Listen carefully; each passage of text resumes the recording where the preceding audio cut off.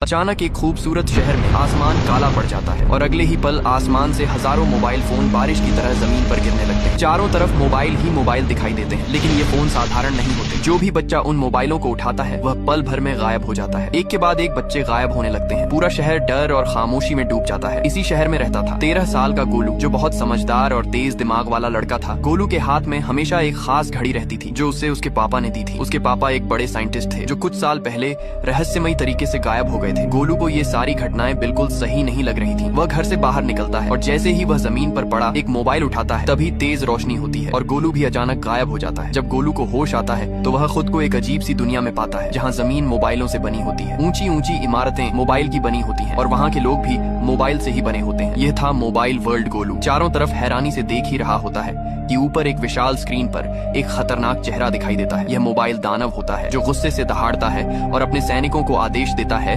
कि एक और इंसान आ गया है, उसे पकड़कर मेरे पास ले आओ। मोबाइल सैनिक गोलू को पकड़ लेते हैं और उसे घसीटते हुए महल में ले जाते हैं। मोबाइल दानव गोलू से पूछता है, तुम भी मोबाइल को छू कर आए हो, अब तुम भी हमारे पिंजरे में कैद रहोगे। इतना कहकर वह गोलू को जेल में बंद करवा देता है। गोलू पिंजरे में बैठा हुआ अपने हाथ की घड़ी को देखता है। तभी उसे याद आता है कि उसके पापा ने कहा था कि इस घड़ी में एक खतरनाक ताकत छुपी है। गोलू जैसे ही घड़ी को टच करता है वैसे ही तेज रोशनी फैल जाती है और पल भर में गोलू के शरीर पर एक पावरफुल सूट चढ़ जाता है जिस पर पीले और पर्पल रंग की धारियां चमक रही होती हैं। गोलू अब पूरी तरह ताकतवर बन चुका होता है। वह जेल तोड़कर बाहर निकलता है और देखता है कि वहाँ उसके शहर और गांव के बहुत सारे लोग कैद हैं। गोलू एक एक करके सबको आजाद करता है। फिर वह मोबाइल सैनिकों से भिड़ जाता है और अपनी ताकत से सभी सैनिकों को हरा देता है। गोलू सीधे मोबाइल दानव के सामने पहुंचकर उसे चैलेंज करता है। मोबाइल दानव गुस्से में आकर एक जोरदार मुक्का मारता है जिससे गोलू घायल होकर जमीन पर गिर जाता है। गोलू धीरे धीरे उठता है और कैमरे की तरफ देखकर कहता है, दोस्तों अगर तुम मेरे शहर के लोगों को बचाना चाहते हो और मुझे ताकत देना चाहते हो तो चैनल को सब्सक्राइब करो, वीडियो को लाइक करो। गोलू इतना ही बोल रहा होता है कि तभी पीछे से एक आवाज आती है, बेटा मैं यहाँ हूँ। गोलू पलट कर देखता है तो उसके पापा सामने खड़े होते हैं जो कई सालों से इसी मोबाइल वर्ल्ड में फंसे हुए थे। अपने पापा को देखकर गोलू का गुस्सा 7वें आसमान पर पहुंच जाता है। उसके शरीर से और भी तेज रोशनी निकलने लगती है। वह गुस्से में हवा में उड़ता है और मोबाइल दानव पर टूट पड़ता है। दोनों के बीच भयानक फाइट होती है और आखिरकार मोबाइल दानव फटकर टुकड़ों में बिखर जाता है। इसके बाद गोलू और उसके पापा मिलकर एक पोर्टल खोलते हैं जो मोबाइल वर्ल्ड को उनके असली शहर से जोड़ देता है। सारे लोग जल्दी जल्दी उस पोर्टल में कूदकर अपने शहर वापस लौट जाते हैं। पूरा शहर खुशियों से भर जाता है और गोलू मुस्कुराते हुए कहता है